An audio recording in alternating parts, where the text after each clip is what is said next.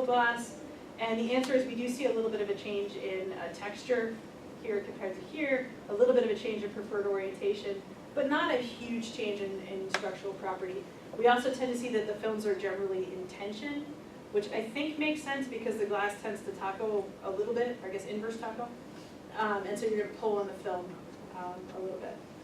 And generally semiconductors don't like being in tension. They'd much rather get a nice big compressive hug. They tend to perform better. Here, if they are, the tension doesn't seem to affect the electrical properties anyway. So we like to bend them, and I didn't get a chance to get the movie of this, but it's, you know, imagine the poker going down and making loud funky noises. And so what we've done is there's a piece of TCO coated glass here, and we have two Teflon rollers here, and we have to put the glass contacted with the Teflon rollers. This was actually a pretty involved build because flexible glass and metal don't mix very well. That's how you break it. We didn't want to break it due to any artifacts we induced. And then we put electrical leads on all four corners of the glass because we wanted to watch, as we bend it, did the resistivity stay the same or did it start to go up? And so we were able to use good materials. A lot of the bend testing work on TCOs uses pretty junky materials. And then to do a 4-point bend test, so we got a uniform strain ratio over a couple inches.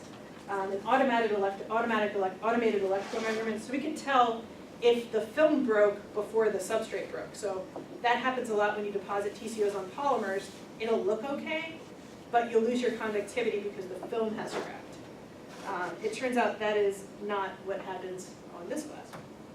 But the most interesting thing that we found was if you take a standard, this is the best in class indium tin oxide on PET, which is a standard substrate to make flexible devices on, and bend it for, in this case, not so many thousand cycles. We went out to 25,000 cycles, looked at how much the sheet resistance changed over those cycles, and we made this, we did it both with commercial ITO and then we used our ITO that we grew in the lab.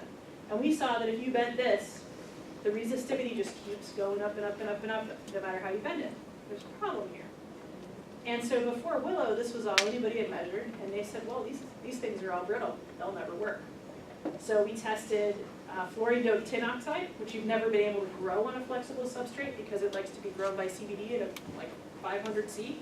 Can't do that with plastic. Bent it, just kept bending it, absolutely rock solid stable. We did aluminum-doped zinc oxide, which is another material that's supposed to be brittle. So these light blue lines here. We looked at thick, we looked at thinner, rock solid, no change. And then we looked at CTO just to see if CAD standard was flexible. It turns out it's the same.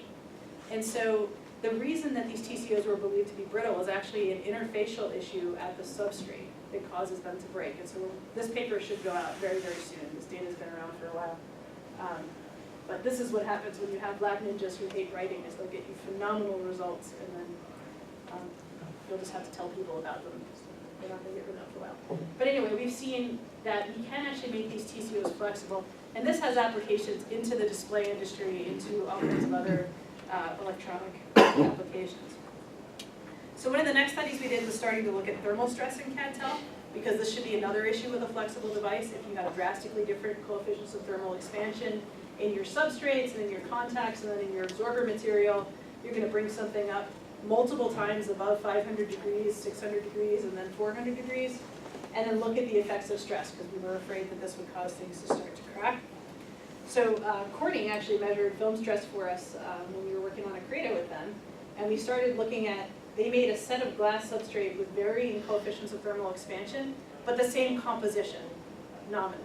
Because usually you can't do this because you've got one that's a soda lime glass with a whole different set of impurities, something that's a quartz, and then something that's a aluminosilicate, and you couldn't tell if it was the CTE or the compositional change that made the difference.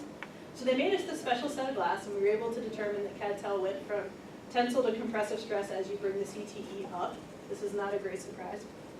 The other thing that we found is as you do the magic CAD chloride anneal, which is a voodoo step in CAD-TEL, that absolute value of that stress, whether it's tensile or compressive, decreases. And so we get actually lower stress in our films when we do that.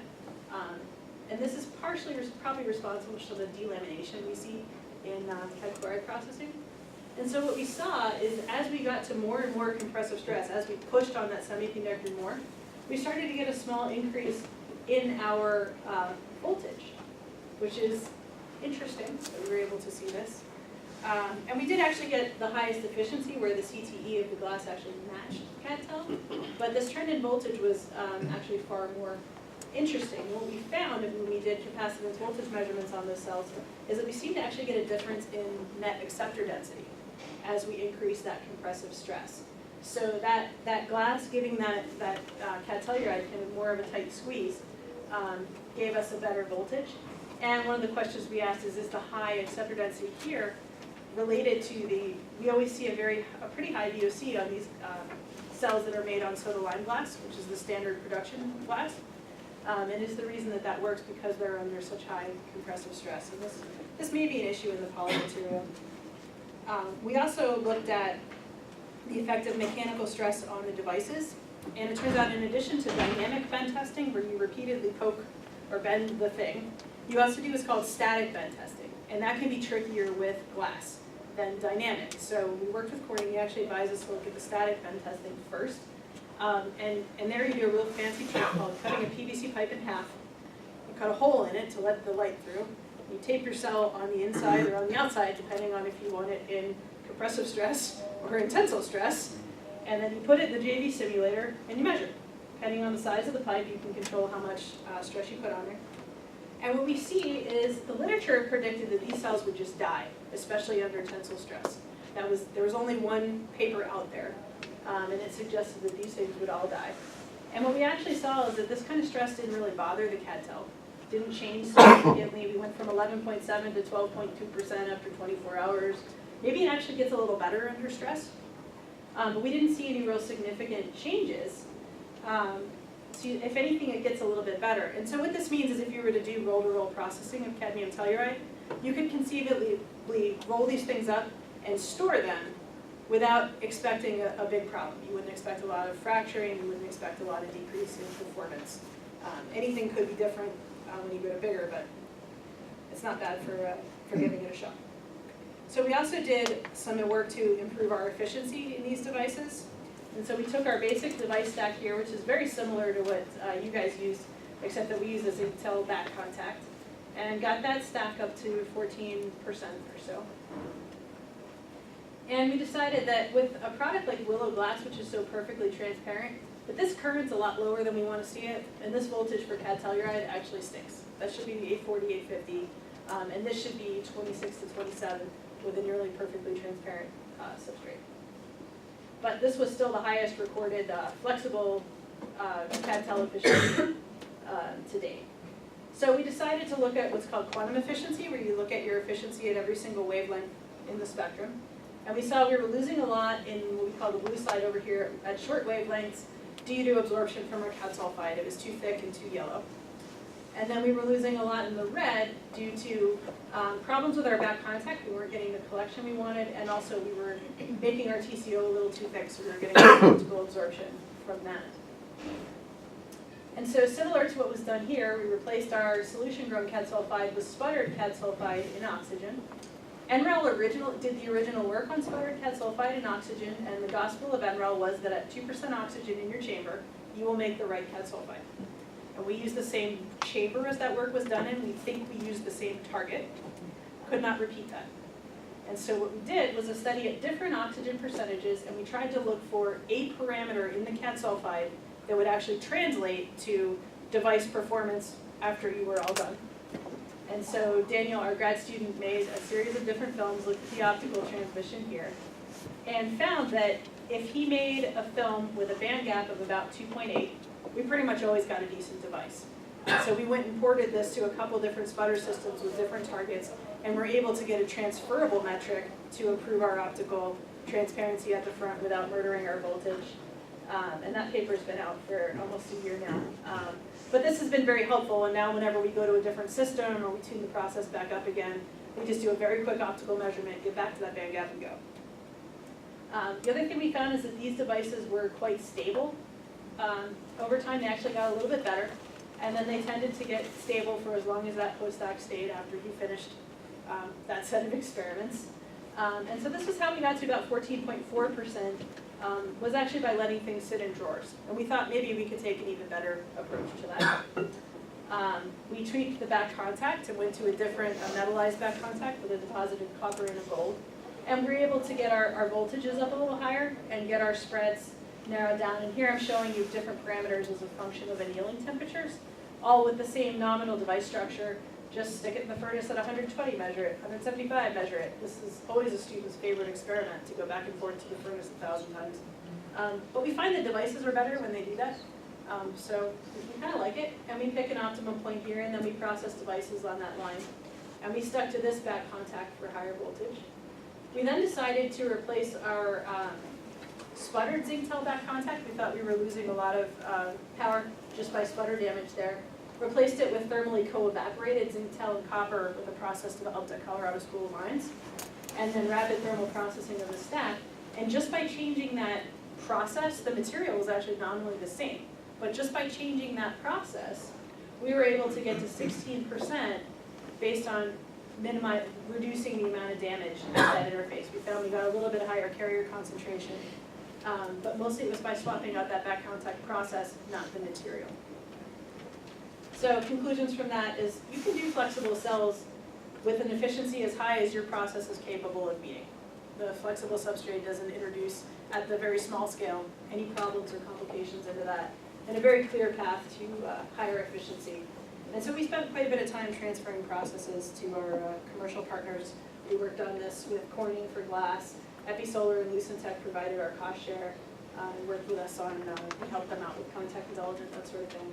And then School of Mines, and some funding primarily from Sunshot and a little bit from Bay Area photovoltaics. So now I'll move on to the stuff that you guys had asked for in terms of research, proposal ideas, and teaching. The funding landscape in photovoltaics, I don't know, Sampath, fair to say it stinks? It could be a lot better. Yeah, it has been a lot worse, so. It has been a lot worse. But our costs in PV are no longer limited by the module and the cell. The cell in the module is pretty cheap. It is not the limiting factor in cost anymore. So you've got to look other places to actually get installed PV system costs down. And so DOE investment for the next couple of years is really focused on systems integration, what they call soft costs, permitting, financing, all that stuff we don't like to think about. A lot of energy analysis because people with spreadsheets must do stuff.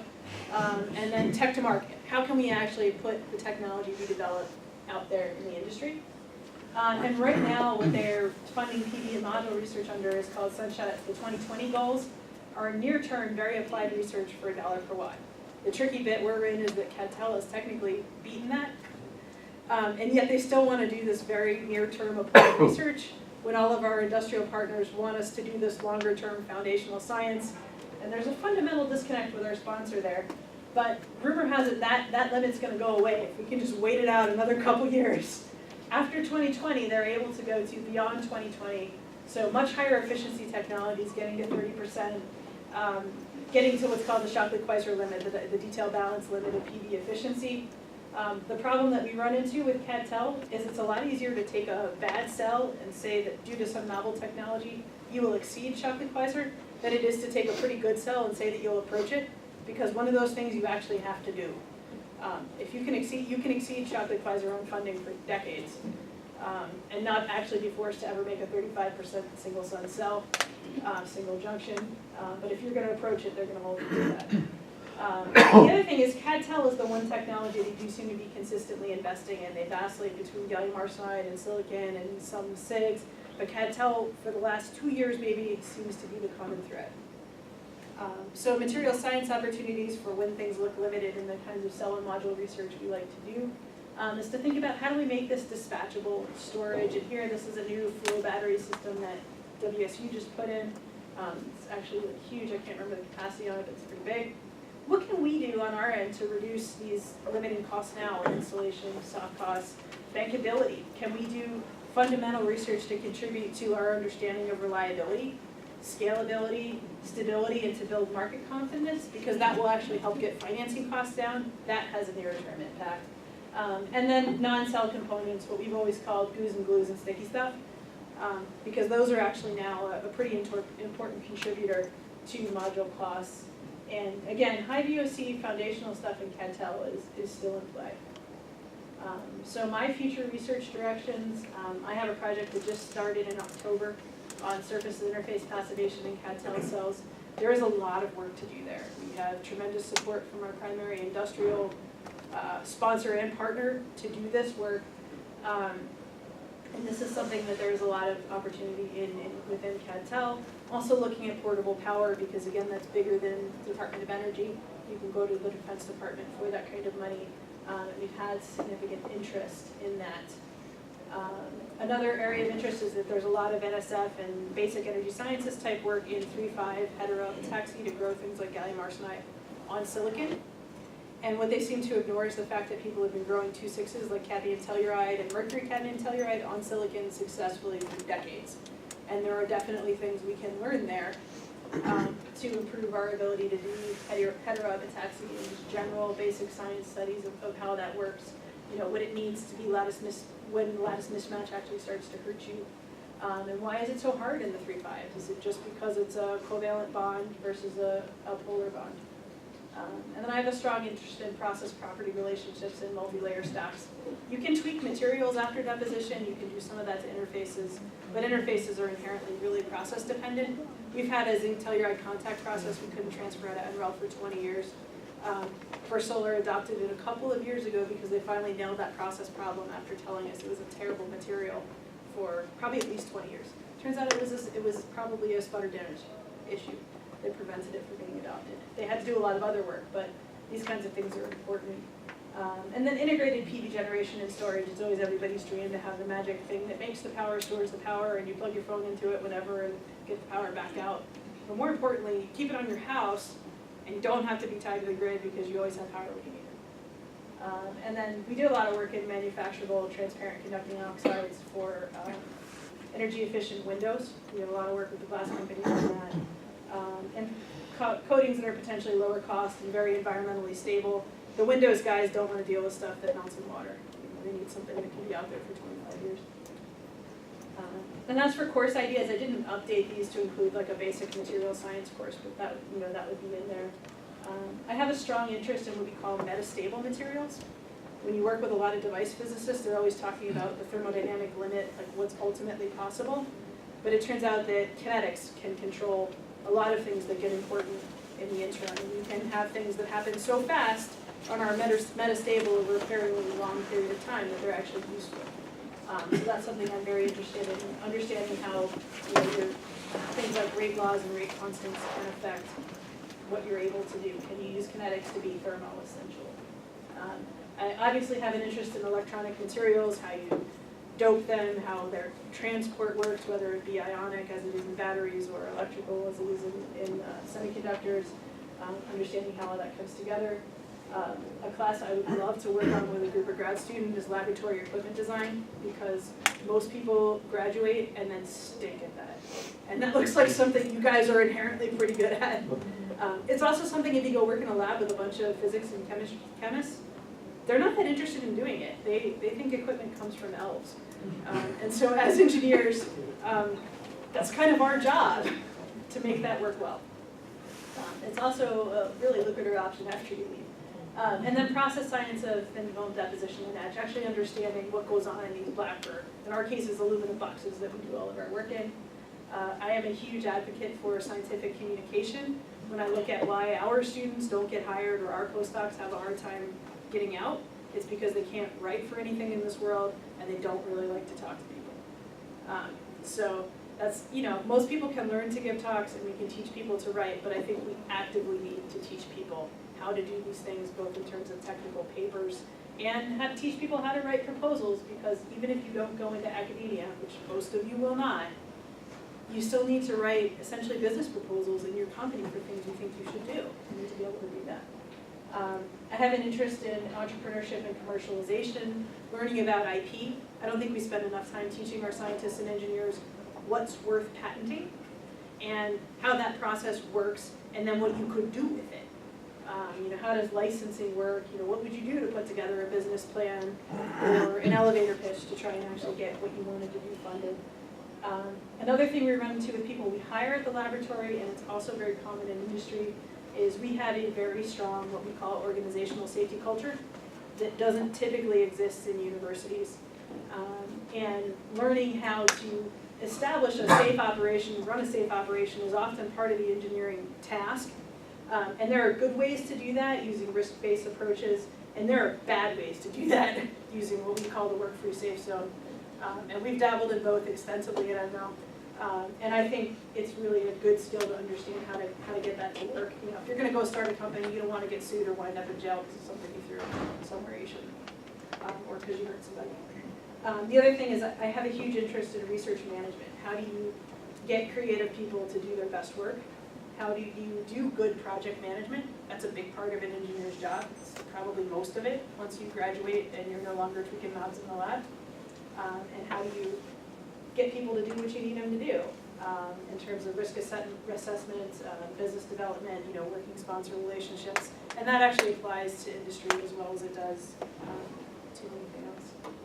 So I think you've heard enough from me. Thank you guys.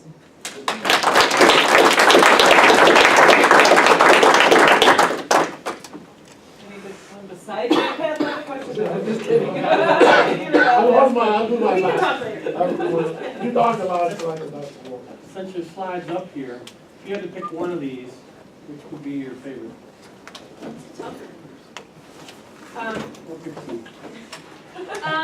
Probably the process science and metastable materials with electronic materials coming in as a close second to the technical classes.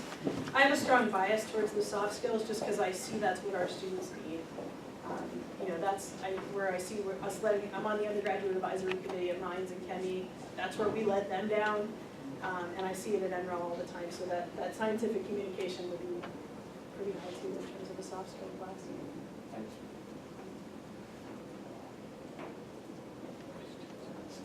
Can you tell us more about the interface project that you just started? What exactly are you planning to do? So what we're doing is in the first year really taking apart some of the interfaces that we have. We have a new technique where we can expose that buried junction interface. And we're doing some pretty basic things like XPS characterization of that after we've taken the glass off. Because you can't do compositional profiling through 4 microns of CAD-TEL with any kind of accuracy and depth resolution. You just lose everything. And so the idea is in the first 6 to 12 months, we're going to break down what those existing layers do. And we're really going to understand why does CAD sulfide work, what does it do, what are our techniques available to resolve interface recombination from bulk. And it turns out we're going to have to put in some pretty high-powered device modeling in order to even resolve those things. We can't do it experimentally. We're going to have to do a lot of computational analysis of the data. And then start to test new materials on an established device platform. Can we actually replace CAD sulfide with something that works better? Can we use a different deposition process to do less damage? Or can we develop a new chemical passivation, either via band offsets, by reducing defect state densities, or whatever tricks we can pull out of our bag. Okay, this is the biomaterial scientist asking the question. I don't get the Shockley-Queisser limits. I probably should have put something up on that. I realized last time I gave this talk it was in. And if it's a limit, how can you exceed it and approach it at the same time? Yeah, that's a funny question. So the Shockley-Queisser limit is the thermodynamic efficiency limit of a material based on its band. So if you have a certain band gap energy, there is a certain amount of voltage that is physically possible to get out of that, and a theoretically limited current, and therefore a limited solar cell efficiency. And it's typically the ultimate, Shockley-Queisser depends on band gap. Cadmium telluride is actually ideal. I have that slide in here somewhere, I have to dig it up. But it's about, what is it for CAD-TEL, like 31%, 32%? And you can't actually quite get there. So the way that people say that they exceed it is by developing these, what they call multiple exciton cells or hot carrier, where you're getting more than one electron hole pair per photon in. And since that's very basic science, when you go to exceed the Shockley-Queisser limit, you can hand them a 3% cell and a handful of paper and everybody's happy.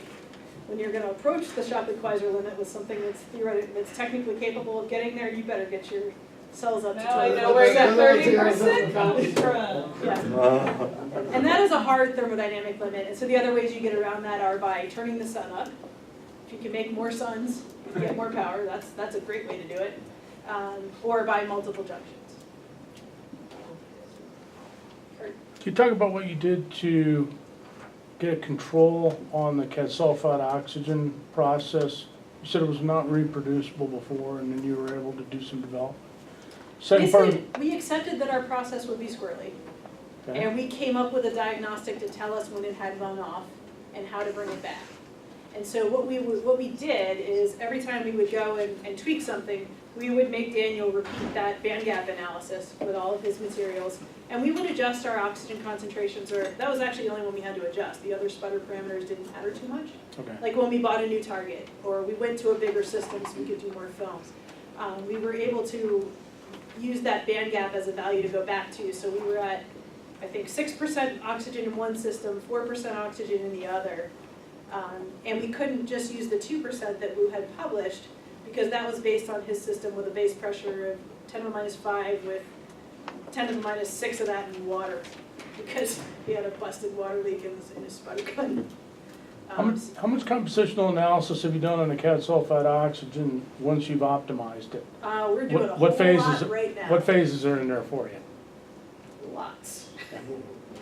We can talk more about that later. I'm not sure I'm gonna put that data up where other people can document that it exists, because Craig just took it recently. But we see a lot of stuff in there, and very little of it is straight CAD sulfide. I mean, everybody knows that it's interdiffused. That's an accepted fact in CAD-TEL. I think what we're seeing is it's interdiffused all the way through. And there's a lot of other stuff in there, and it's a lot of things that we wouldn't expect to pick up with the resolution of XPS. I would be surprised if you said there was sulfide and oxygen only in your film. Yeah, that I know. Yeah. But I think the problem we have is when you look at any band diagram or any, device description of CAD-TEL, it shows you an abrupt interface with no grading. Even though we all know it's interdiffused, because we don't know what it is, so we just all agree to be wrong. We spend actually a lot of time arguing about what's the best way to be wrong, which can be a really productive argument for a lot of things, because we all make approximations everywhere, particularly in modeling, and that goes double for anything multi-layer device. But now we're deciding we actually better know what's in there, so that when we go to replace CAD sulfide with something else, we know what we're actually replacing. And it turns out it's funky. Thank you. I'll ask an Ivan. Sure. What's your theory on the voodoo? Which one? The You CAD got a lot. chloride, well, you talked about the CAD chloride annealing is. Well, I mean, voodoo. CAD chloride does multiple things, and it depends on how bad your film is to start. So in our films, when we grow, we would call them typically large grain. It's probably similar here, where your film, it's a polycrystalline film, so you've got grains. But those grains are about the same size as the thickness of your film. So they're not tiny. If your film's 4 microns, your grains are like 1 to 4 microns. You have a few smaller ones, but generally they're kind of on the bigger side. If you sputter your CAD-TEL film, your grains are going to start off, a couple hundred nanometers. And so when you do the CAD chloride anneal, it's a flux for grain growth. And you actually make those grains bigger. So if you're not doing that, it still does something, because your devices still stink when you don't do it. So it does some what we call passivation of grain boundaries. I think we're starting to understand a little bit about what that is with the chlorine. It also binds up some other things and kind of serves as like a getter a little bit. The other thing that it does is, I think this is not widely acknowledged in the community, but I think we all kind of agree on it, is that you're putting cadmium and chlorine. We spend a lot of time thinking about what the chlorine does, because that's new, it's different, we put it in before. But putting excess cadmium at that interface reduces your surface recombination velocity at that back interface. We recently published on that. I think it was somewhat known, it was expected before. But I think that's a really important step, because if you get that wrong, you will lose all your carriers at the back interface and your device will not work. So it does a lot of magical things. Anybody else have questions? So do you think when you do that cadmium chloride treatment, do you think the cadmium actually is quite mobile and moves everywhere? Because it seems Yes. like if you put it right at the back, it would cause a lot of trouble. The cadmium stayed there. It could if you had a lot of metallic cadmium back there, and I think that's why it doesn't work as well when it's not compounded. Or if you, well, the answer is it depends. Which intrinsic defect you don't want on the inside. Are you worried about filling all your cadmium vacancies? Or are you worried about passivating dangling bonds at grain boundaries? And it's going to do different things in each of those scenarios. And it's going to be somewhat mobile through like a vacancy mediated diffusion or a grain boundary mediated diffusion. But it's most likely going in and helping those grain boundaries be more cadmium terminated along with the chloride that kind of passivate in the combination of those grain boundaries. And you always do some sort of etch or rinse or something after you do that. So you probably get rid of whatever's residual at the back, because the problem is all of our contacts are designed to work with a metallic tellurium layer. And that is actually a horrible recombination center. Probably the worst thing you could actually do, but right now it's all we know how to do. So that's what we do. And then the epitaxial growth, you mentioned those really long lifetimes on your first slide. Yeah, And are there any things they can do that would teach us yes. what the cadmium does? That's a lot of what we're after right now. And there what we saw is that the lifetime of the epitaxial material, single crystal or not, are unquestionably dominated by interface surface losses. That is the big factor. So if you can cloud your surfaces, that's actually the difference in a lot of those lifetimes. The other thing is, and this is actually the paper that Catherine's working on right now, is that you still have what we call extended defects, or kind of morphological structural features you don't want to see in even the NBE grown material, and that's actually more important than the point defects we spend all our time thinking about in solid state theory. So we're learning quite a bit from the NBE in terms of how much composition control we need, how we might introduce dopants. Right now our focus is on how do we activate dopants, and then take that all back to poly. Well, should we thank our speaker again? Yeah.